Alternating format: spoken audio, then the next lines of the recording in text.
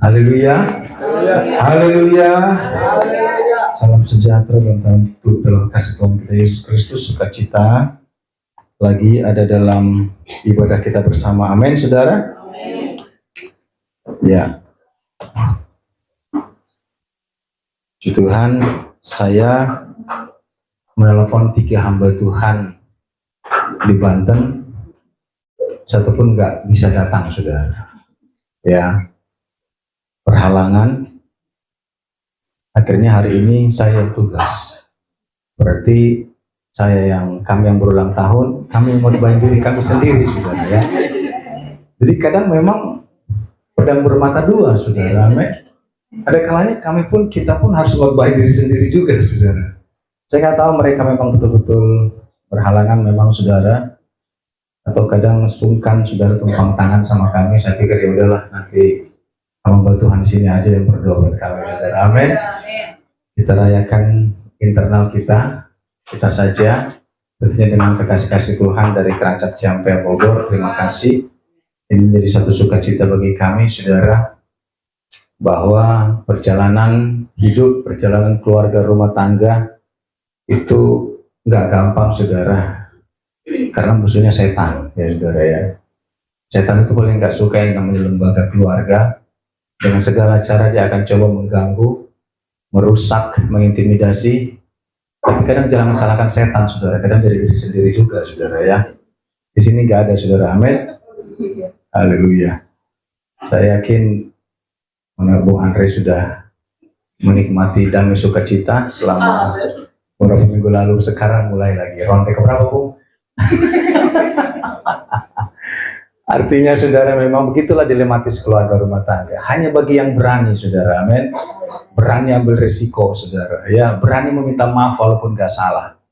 Di sini gak ada, saudara. Amin. Kita semuanya dalam kebaikan Tuhan. Karena kalau khotbah keluarga itu enak kalau nggak ada istri, saudara, ya. Bebas gitu. Tapi kalau ada istri kayaknya gimana gitu, ngeri, saudara, ya. Kadang kita selesai khotbah kita pun dapat khotbah. Puji Tuhan. Mari, saudara, juga harus dikombin dengan kemerdekaan, saudara. Amin. Jadi ini agak putar kepala juga, saudara, untuk menyiapkan, meminta hikmat Tuhan untuk apa yang Tuhan mau kita dengar dan kita pelajari sama-sama, kita renungkan hari ini. Saya rindu kita melihat dalam Yosua pasal 24 ayat 14 sampai 15.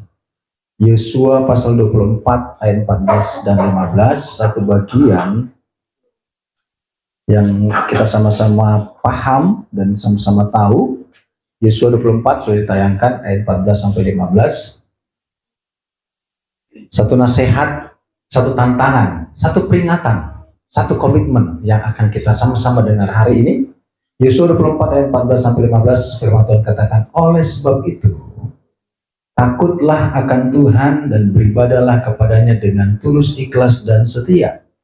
Jauhkanlah Allah yang kepadanya nenek moyangmu telah beribadah di seberang sungai Efrat dan di Mesir, dan beribadahlah kepada Tuhan. Tetapi jika kamu anggap tidak baik untuk beribadah kepada Tuhan, pilihlah pada hari ini kepada siapa kamu akan beribadah.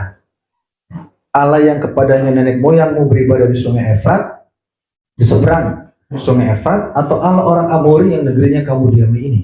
Tetapi aku dan seisi rumahku, kami akan beribadah kepada Tuhan. Amin. Saudara, kita paham bahwa Yosua adalah generasi kedua dalam mereka perjalanan dari Mesir ke tanah Kanaan. Ini disampaikan Yosua di tanah Kanaan. Ini disampaikan Yosua di tanah perjanjian. Kita paham bahwa bangsa Israel diperbudak di Mesir selama 400 tahun. Mereka mengembara di padang gurun selama 40 tahun. Bahkan mereka menyeberang laut Teberau dengan begitu luar biasa. Sepeninggal Musa, Yosua membawa bangsa itu menyeberang sungai Yordan. Tidak ada tanda-tanda apa-apa, saudara. Tidak ada alat yang dipakai. Kalau zaman Musa Tuhan katakan acungkan tongkatmu ke dalam laut, itu laut akan terbelah. Tapi zaman Yosua nggak ada, saudara. Tuhan tidak berkata ambil tongkatmu, tidak ada, saudara. Tapi sungai Yordan begitu deras waktu itu, mereka harus menyeberang karena ada pasukan bangsa lain juga di belakang menyerang mereka. Tetapi Tuhan melihat iman mereka. Sehingga ketika kaki mereka pertama kali mereka celupkan ke air itu pun terbelah. Amin, saudara. Jadi bentuk-bentuk iman, generasi yang berbeda, generasi Yosua, mungkin ada perbedaan dengan generasi Musa. Jika hal ini disampaikan oleh Yosua kepada seluruh bangsa itu yang sudah menyeberang, yang sudah di tanah Kanaan, saudara. Yosua bertanya kepada mereka, dengan apa yang Tuhan sudah lakukan, saudara? Dengan apa yang Tuhan kerjakan? Dengan apa yang sudah engkau alami mujizat dari Tuhan? Yosua memanggil mereka di Sikem, suatu tempat di mana di Sikem adalah tempat di mana pertama kali Allah datang. Dua malaikat Tuhan datang kepada Abraham, yang akhirnya disebut sebagai Abraham. Di Sikem Allah berjanji kepada Abraham bahwa engkau akan menjadi bapa segala bangsa. Sarah yang mandul itu mendengar dan dia tertawa, bagaimana mungkin? Aku sudah mati haid, masterku, dikatakan my master is already old. Tetapi di Sikemlah terjadi komitmen Allah kepada Abraham. Di Sikemlah Allah berbicara kepada Abraham, dan engkau menjadi bapa segala orang percaya, engkau menjadi bapa segala bangsa. Di Sikemlah Allah berjanji mengikat sebuah covenant dengan Abraham, mengikat sebuah perjanjian kekal yang tidak pernah lekang oleh waktu. Amin, saudara. Kasih Allah kepada Abraham dan keturunan tidak lekang oleh waktu. Di Sikemlah mereka, Allah berbicara kepada Abraham, mengikat sebuah perjanjian bahwa engkau akan menjadi bapa segala bangsa, dan istrimu yang mandul itu akan diberkati, rahimnya akan dibuka oleh Allah. Di tempat itu di Sikem. Dan di tempat yang sama juga, kalau kita bicara lebih dalam lagi, di tempat yang sama juga ketika Yakub, nenek moyang mereka, mengikat perjanjian dengan Allah. Kita perhatikan dalam Kejadian 35 ayat 2. Ya, kalau tadi bicara tentang Abraham itu ada di atas Kejadian 12, tetapi Kejadian 35 ayat 2 sampai 4, saudara. Lalu berkatalah Yakub kepada seisi rumahnya dan semua orang yang bersama-sama dengan dia, jauhkanlah dewa-dewa asing ada di tengah-tengah kamu, tahirkanlah dirimu dan tukarlah pakaianmu. Marilah kita bersiap dan pergi ke Betel. Aku akan membuat mezbah di situ bagi Allah yang telah menjawab aku pada masa kesesakanku dan yang telah menyertai aku di jalan yang kutempuh. Mereka menyerahkan kepada Yakub segala dewa asing yang dipunyai mereka, dan anting-anting ada pada telinga mereka. Lalu Yakub menanamnya di bawah pohon besar yang dekat Sikem. Di Sikem Allah berjanji kepada Abraham, engkau akan diberkati. Orang yang berkati engkau akan diberkati. Orang yang mengutuk engkau akan dikutuk. Engkau menjadi bangsa yang akan besar, dan aku akan membuat engkau menjadi bangsa yang besar. Keturunanmu seperti bintang di langit dan seperti pasir di tepi laut. Di Sikem Allah berjanji mengikat sebuah komitmen dengan Abraham. Dan di Sikem juga nenek moyang mereka, keturunannya, yaitu Yakub, nenek moyang dari Yosua, nenek moyang dari Musa. Di Sikem mereka mengikat perjanjian dengan Allah. Keluarkan, lepaskan segala dewa-dewa lain yang ada di rumahmu. Segala penyembahan berhala di rumahmu, apapun itu, kumpulkan, ditanam di pohon di Sikem. Saudara, ternyata tempat itu cukup mengandung arti bagi Tuhan. Amin, saudara. Ketika kita mengikat perjanjian dalam sebuah keluarga, dalam sebuah komitmen, mari kita memandang kepada Tuhan yang mengikatkan dirinya dengan kita, dengan umat manusia, makhluk yang serba lemah, serba tidak sempurna ini. Di Sikem Allah berjanji dengan Abraham. Di Sikem juga Yakub berjanji kepada Allah bahwa mereka, keluargaku, kan itu menjadi keturunan dari Yakub waktu itu, tidak akan pernah menyembah ilah lain. Semuanya mereka serahkan, sesembahan mereka, jimat mereka, peninggalan nenek moyang mereka, semua yang mereka dapat warisan dari nenek moyang mereka, setiap bentuk-bentuk yang bukan dari Tuhan, penyembahan berhala mereka tahu. Nenek moyang mereka di atas penyembah berhala. Mereka tahu bahwa orang-orang di sekitar mereka penyembahan berhala. Mereka seakan-akan ikut mereka. Semua dikumpulkan dan dikubur di bawah pohon di Sikem. Amin, saudara. Sebuah ikatan perjanjian. Kita paham 17 Agustus 1945. Kita memproklamirkan kemerdekaan Indonesia, mengikatkan diri satu dengan yang lain menjadi sebuah bangsa yang besar untuk mempertahankan kemerdekaan. Amin. Ada para pahlawan yang mendahului segala sesuatu yang sudah berjuang tanpa lelah, tanpa waktu, mengorbankan pikiran, tenaga, bahkan nyawa mereka untuk kemerdekaan bangsa ini. Sebuah ikatan, sebuah momentum, sebuah perayaan bahwa komitmen itu penting. Amin, saudara. Komitmen itu adalah sebuah sejarah yang terikat, sebuah sejarah yang harus kita pahami. Kita lihat dalam Yosua pasal 24:15 dikatakan apa, saudara? Tetapi jika kamu anggap tidak baik untuk beribadah kepada Tuhan, pilihlah pada hari ini kepada siapa kamu akan beribadah. Allah yang kepadanya nenek moyangmu beribadah di seberang sungai Efrat, atau Allah orang Amori yang negerinya kamu diami ini. Tetapi aku dan sesi rumahku, kami akan beribadah kepada Tuhan. Amin, saudara.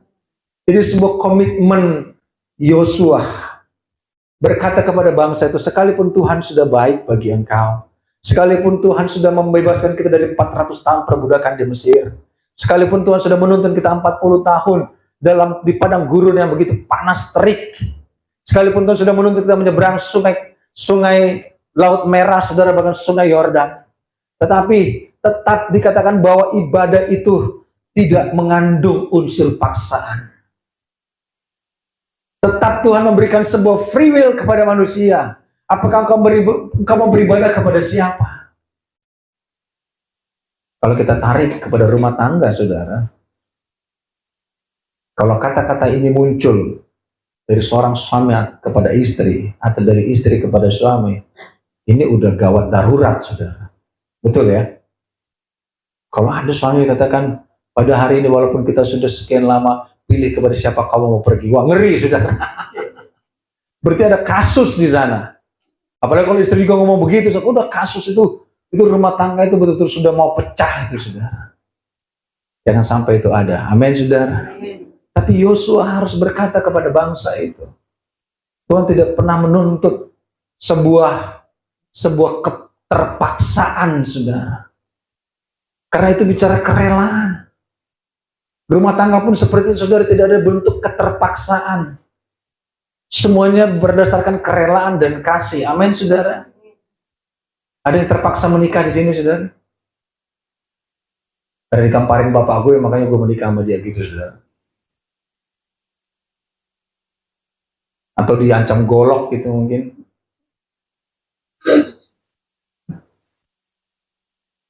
Yosua katakan, pilihlah pada hari ini kepada siapa kamu akan beribadah. Dalam bahasa Ibrani dikatakan menggunakan kata bakar. Artinya bukan sekedar memilih asal-asalan, melainkan sebuah keputusan sadar setelah melakukan pemeriksaan yang sangat teliti. Kata bakar dalam bahasa Ibrani itu, kata aslinya pilihlah yang dikatakan Yosua kepada bangsa itu berarti artinya bukan sekedar memilih asal-asalan. Saudara berumah tangga milih asal-asalan nggak, saudara? Pokoknya asal aja siapa yang lewat nanti jadi istriku gitu, saudara. Atau yang cewek juga begitu, pokoknya asal siapa nanti yang lewat, itu yang lewat Gojek, saudara. Bininya udah 3 lagi, mau? Enggak, saudara. Kita memilih nggak asal-asalan, saudara. Semua dalam bentuk apa? Melainkan sebuah keputusan sadar setelah melakukan pemeriksaan yang sangat teliti. Itu kata bakar itu, saudara. Makanya pemuda dan semuanya ketika memilih calon pasangan hidup harus ditentukan dengan sadar. Kenapa dikatakan dengan sadar di sini, saudara? Karena mungkin banyak orang dulu menikah dengan tidak sadar, saudara. Sebenarnya bukan, aku nggak milih kamu sebenarnya. Terus kenapa milih aku? Itu botol yang aku pegang yang milih kamu. Jadi nggak sadar dia milih. Saudara, keputusan yang sadar dan pemeriksaan yang sangat teliti itu bakar artinya. Demikian juga dalam kita beribadah, saudara. Kadang banyak orang bilang begini, aduh, saya mau teliti dulu hidup saya, baru saya mau pilih kemana saya beribadah. Atau ke siapa saya beribadah, ataupun mungkin ke gereja mana saya beribadah.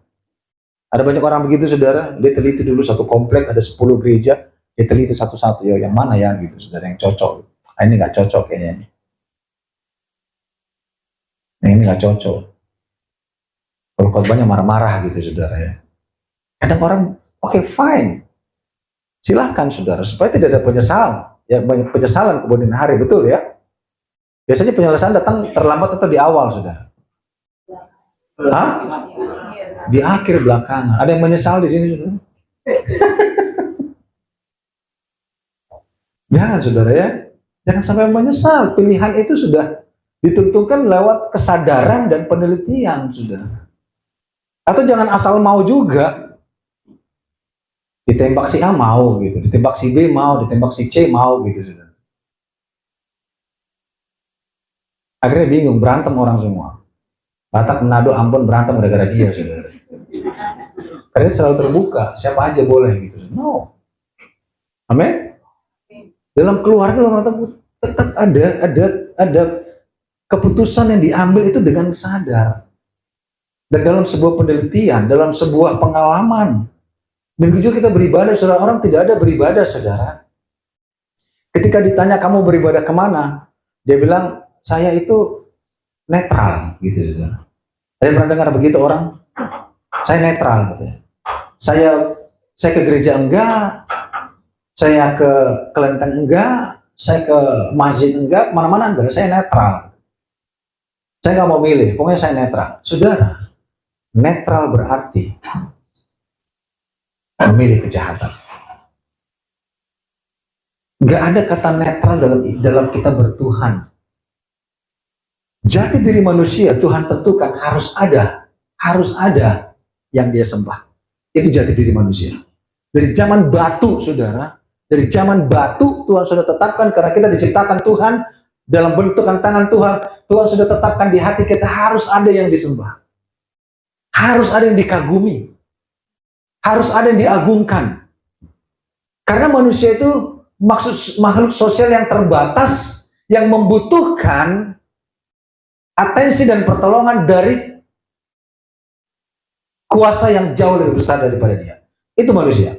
Makanya banyak di zaman batu mereka datang ke pohon, mereka sembah pohon, mereka kasih makan pohon, saudara. Mereka pergi ke gua, mereka sembah pohon, mereka kasih makan pohon. Terus yang satu kesurupan, bla bla bla bla bla bla bla, gitu, kesurupan. Oh, di situ ada Tuhan menurut mereka.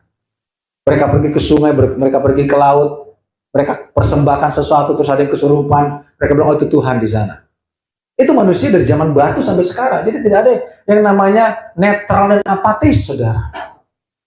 Harus ada yang disembah, harus ada yang dikagumi, harus yang ada karena memang DNA-nya, blueprint-nya itu yang Tuhan bentuk dalam hidup kita. Karena kita tidak bisa hidup sendiri. Pertama, kita makhluk sosial yang membutuhkan orang lain, dan tentu setelah itu kita membutuhkan sang penguasa. Jati diri kita, naluri kita, roh kita, insting kita pasti mencari siapa penciptanya. Amin. Dan itu selalu ada. Makanya kalau orang mulai diajak beribadah, mari menyembah Tuhan, saya enggak. Saya netral aja. Netral berarti memilih kejahatan, saudara. Karena di luar Tuhan, manusia tidak akan pernah hidup. Dia akan hidup sengsara. Makanya dikatakan Yosua apa? Menyembah Allah nenek moyangmu seberang sungai Efrat. Bicara tentang menyembah masa lalu, menyembah tradisi lama, menyembah etika lama, menyembah sesuatu yang datang turun-temurun dari nenek moyang, sebuah tradisi yang mengikat.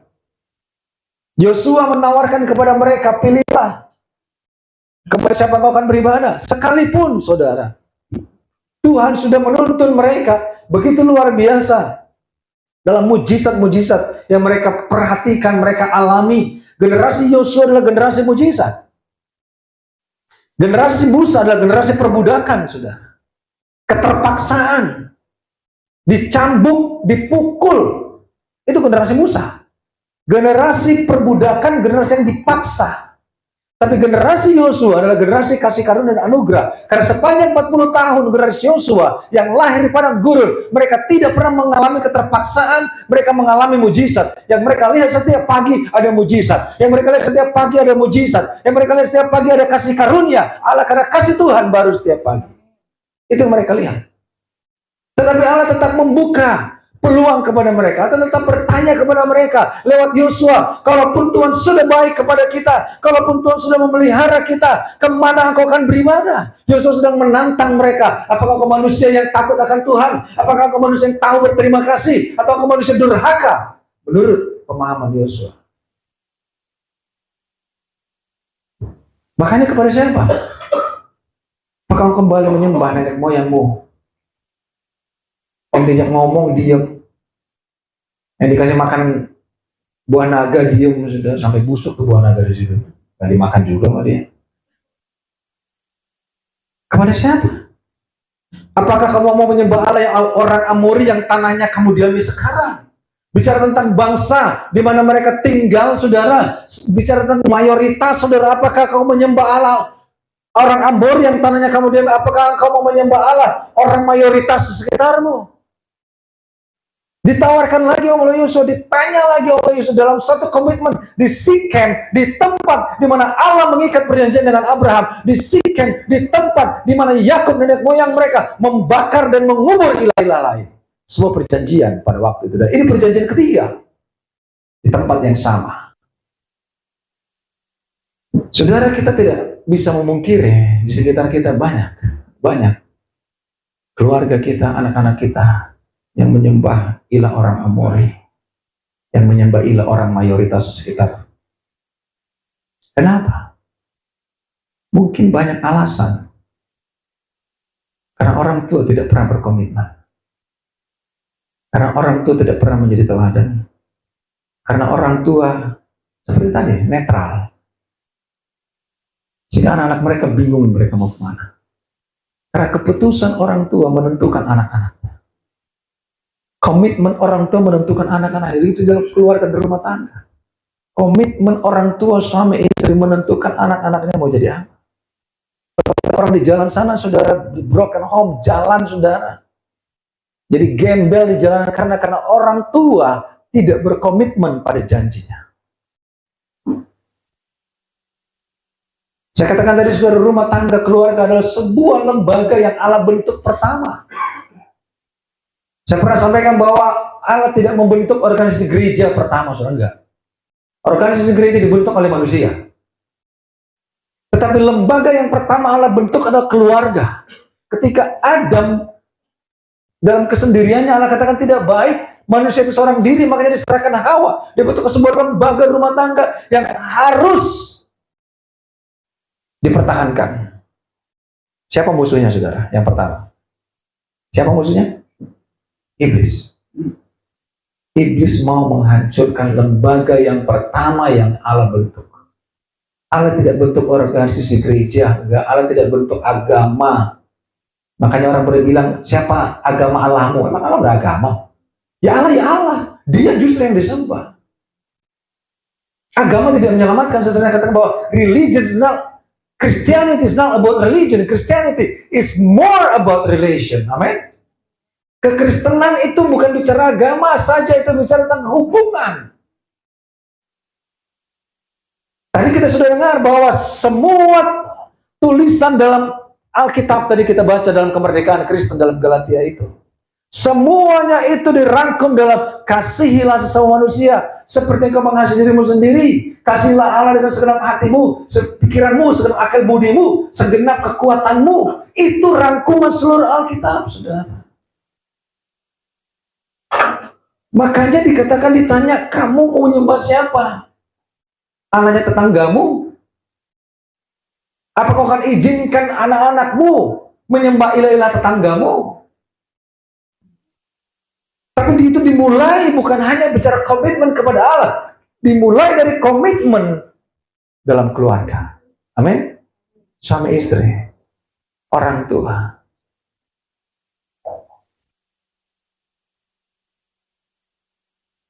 Dan komitmen itu adalah komitmen mengikat. Komitmen yang terikat. Kita melihat dalam 1 Raja-Raja 18 ayat 21 sampai 22. 1 Raja-Raja 18 ayat 21 sampai 22. Dikatakan apa, saudara? Lalu Elia mendekati seluruh rakyat itu dan berkata, berapa lama lagi kamu berlaku timpang dan bercabang hati? Kalau Tuhan itu Allah, ikutilah dia, dan kalau Baal, ikutilah dia. Tetapi rakyat itu tidak menjawabnya sepatah kata pun.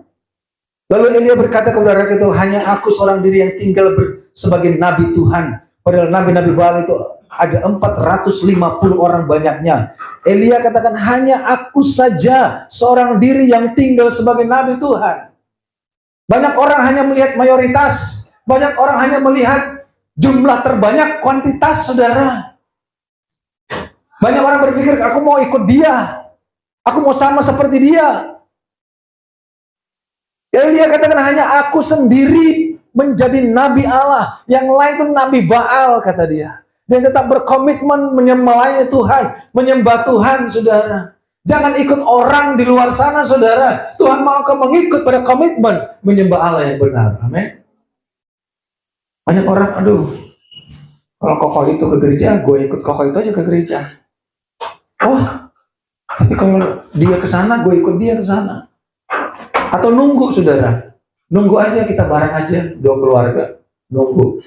Kalau lu mau ke gereja, gue ikut ke gereja. Oh, saya katakan itu menentukan hidupmu sekarang dan menentukan hidupmu ke depan.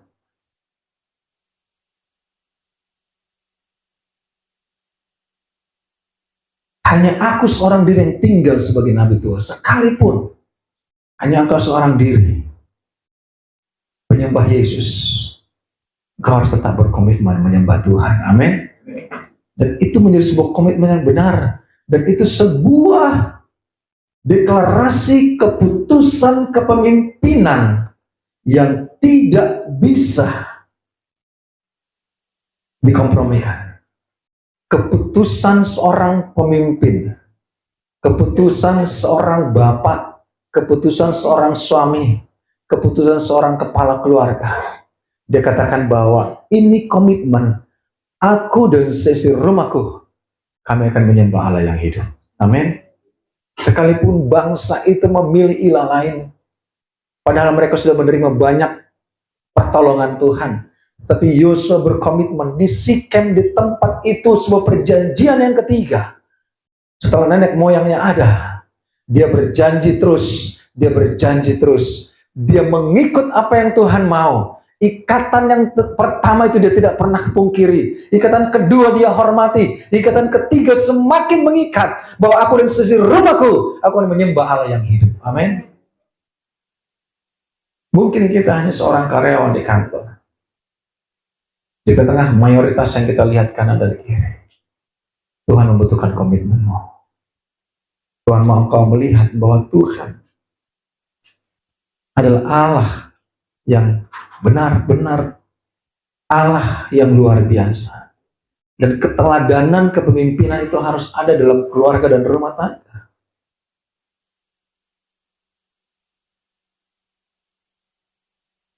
Saudara, di zaman sekarang ini, dalam rumah kita, bahwa anak-anak itu adalah menjadi pengamat yang tajam. Mereka menjadi pengamat yang tajam.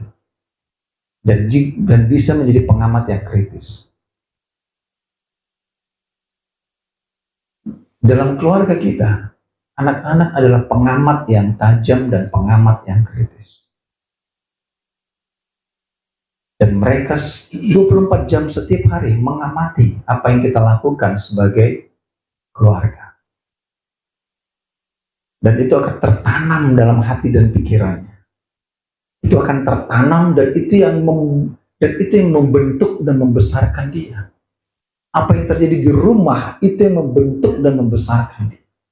Sekalipun kita bukan keluarga yang sempurna, tetapi dia melihat papa dan mamanya, dia melihat orang tuanya mengambil sebuah keputusan dalam situasi yang kritis, mengambil sebuah komitmen dalam situasi yang tidak bisa terkendalikan sekalipun.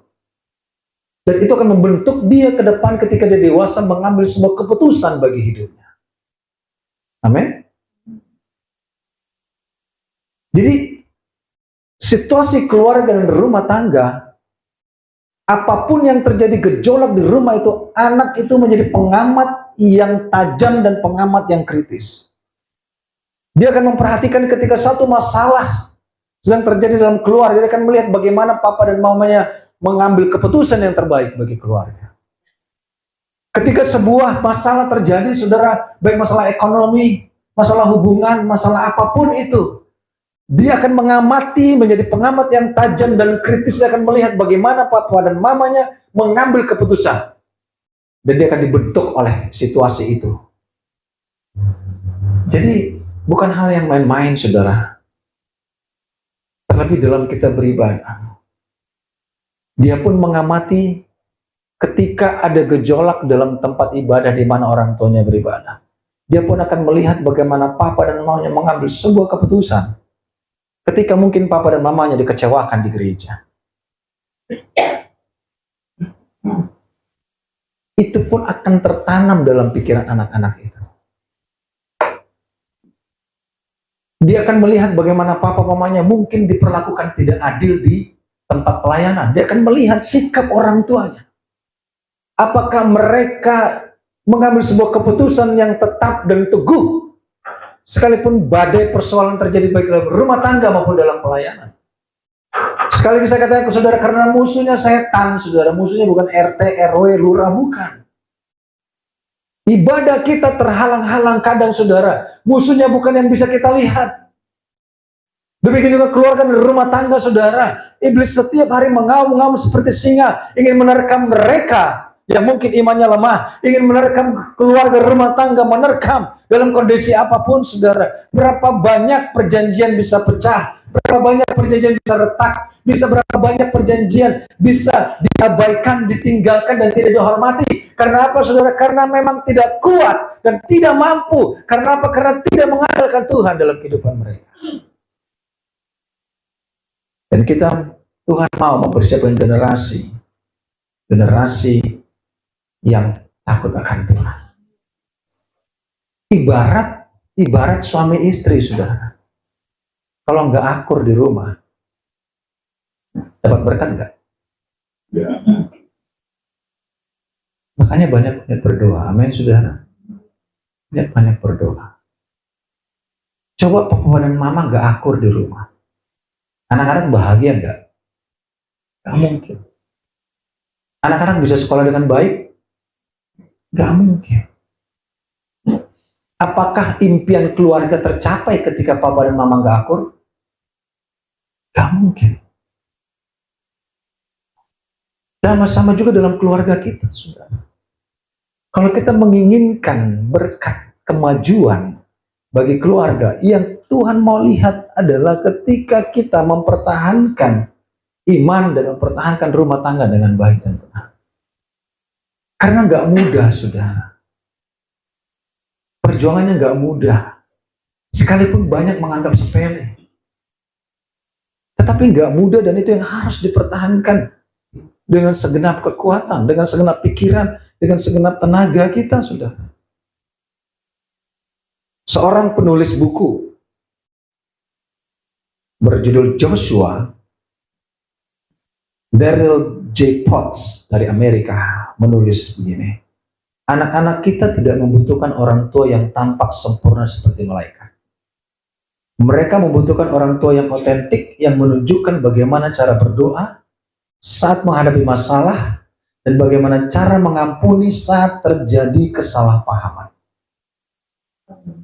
Ya. Gak harus sempurna juga, enggak. Tetapi dia melihat otentik jati diri dari orang tuanya. Dan itu kelak dia akan terapkan dalam masa depan. Karena gurunya adalah orang tuanya.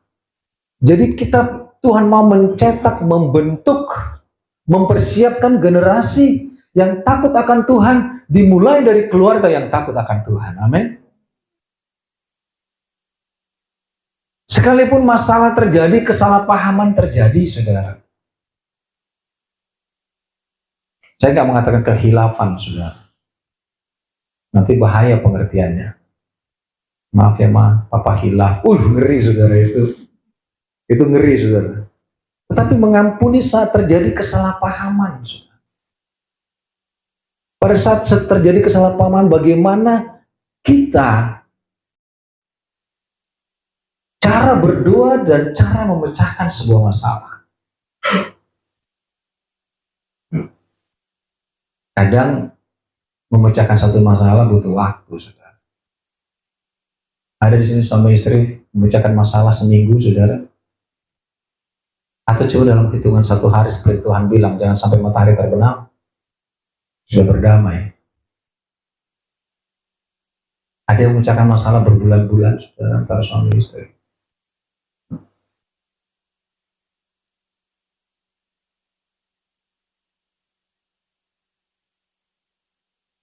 Kadang kita berpikir kita dapat medali kalau kita bertahan paling lama. Bertahan tanpa ngomong paling lama, kita pikir dapat medali dari RT, sudah. Tiba-tiba RT ketuk pintu. Bu, kenapa Pak? Kami mau kasih medali buat Ibu. Kenapa? Karena kami dengar Ibu paling lama bertahan dalam pendapatnya. Itu, saudara. Ada yang mungkin pernah mengalami dapat medali dari lurah, saudara? Enggak ada, saudara. Kita perhatikan dalam Yosua 24, ayat-ayat terakhir 25 sampai 28. Dan sudah lapar, saudara? Saya lihat di bawah ada surprise, saudara. Kalau surprise diomongin ya. Ada surprise di bawah, saudara. Nasi tumpeng satu meja. Oh, bukan surprise lagi dong ya. Yosua 24, 25 sampai 28. Pada hari itu juga Yosua mengikat perjanjian dengan bangsa itu dan membuat ketetapan dan peraturan bagi mereka di Sikem. Yosua menuliskan semuanya itu dalam kitab hukum Allah, lalu dia mengambil batu yang besar dan mendirikannya di sana di bawah pohon besar di tempat kudus Tuhan. Kata Yosua kepada seluruh bangsa itu, sesungguhnya batu inilah akan menjadi saksi terhadap kita, sebab telah didengarnya segala firman Tuhan yang diucapkannya kepada kita. Sebab itu batu ini akan menjadi saksi terhadap kamu supaya kamu jangan menyangkal Allahmu. Sesudah itu Yosua melepas bangsa itu pergi masing-masing ke milik pusakanya. Yosua mengikat kembali perjanjian di tempat yang sama. Allah mengikat perjanjian dengan Abraham. Yosua mengikat perjanjian kepada bangsa itu di tempat yang sama. Nenek moyangnya Yakub mengikat perjanjian dengan Allah akan meninggalkan ilah-ilah lain di tempat itu. Yosua mengikat perjanjian dengan bangsa itu. Di tempat ini kita akan dirikan batu. Di satu perjanjian bahwa kita tidak menyembah ilah lain, tapi menyembah Allah yang hidup, yang menuntun kita keluar dari perbudakan. Amin. Dan itu sebuah komitmen, sebuah perjanjian, sebuah ikatan. Dalam Injil Matius 18 dikatakan, apa aku berkata kepadamu, sesungguhnya apa yang kamu ikat di dunia ini akan terikat di sorga, dan apa yang kamu lepas di dunia akan terlepas di sorga. Saudara, apapun kehidupan kita dalam keluarga, rumah tangga kita, saudara, bahkan kita sebagai warga negara, mari kita mengikatkan diri kepada Tuhan, karena Tuhan yang sanggup menolong dan memampukan kita mempertahankan iman, mempertahankan keluarga dan rumah tangga kita. Mengikat perjanjian di tempat yang sama. Sebuah momentum perayaan kemenangan Yosua menghadapi banyak bangsa-bangsa sehingga mereka bisa masuk ke tanah Kanaan. Tidak sedikit bangsa-bangsa yang mereka kalahkan sepanjang perjalanan mereka di padang gurun. Tetapi saudara, kemenangan itu dirayakan dengan sebuah komitmen, dengan sebuah ketegasan, dengan sebuah janji, dengan sebuah ikatan. Menyembah Allah yang benar, aku dan sisi rumahku. Apapun yang terjadi, tetap aku dan sisi rumahku akan menyembah Allah yang hidup. Demi keselamatan, bahkan demi generasi anak-anak ke depan, aku dan sisi rumahku akan menyembah Allah yang hidup. Sekalipun seperti Elia, hanya aku sendiri di tempatku, hanya aku di keluargaku, hanya aku di komunitasku, hanya aku di lingkunganku, tetap Elia katakan, hanya aku nabi yang menyembah Tuhan. Selain itu adalah nabi-nabi Baal, 500 nabi Baal. Tetap Elia katakan, aku berkomitmen menyembah Allah yang hidup. Demikian juga kita keluarga dan rumah tangga kita, saudara. Jangan tunggu orang ambil keputusan. Jangan tunggu tetangga mengambil keputusan. Jangan tunggu keluarga yang lain ambil keputusan. Engkau harus ambil keputusan. Apapun harga yang harus dibayar, bahwa aku dan seisi rumahku akan menyembah Allah yang hidup. Ada anak-anak menjadi pengamat yang kritis, pengamat yang tajam. Bagaimana kita memanage sebuah masalah, persoalan, masalah dengan keluarga abang dan adik, masalah dengan mungkin dalam pelayanan. Bagaimana kita mengambil sebuah keputusan yang terbaik untuk Tuhan. Ayat terakhir Kisah Para Rasul 16:31. Dikatakan apa, saudara? Kisah Para Rasul 16:31. Jawab mereka, percayalah kepada Tuhan Yesus Kristus dan engkau akan selamat, engkau dan seisi rumahmu. Tuhan siapkan keselamatan bagi engkau dan saya. Seperti Yosua katakan, aku dan seisi rumahku menyembah Allah yang hidup. Kisah Rasul katakan apa? Percayalah kepada Tuhan Yesus Kristus dan engkau akan selamat, engkau dan seisi rumahmu. Mari kita bangkit berdiri.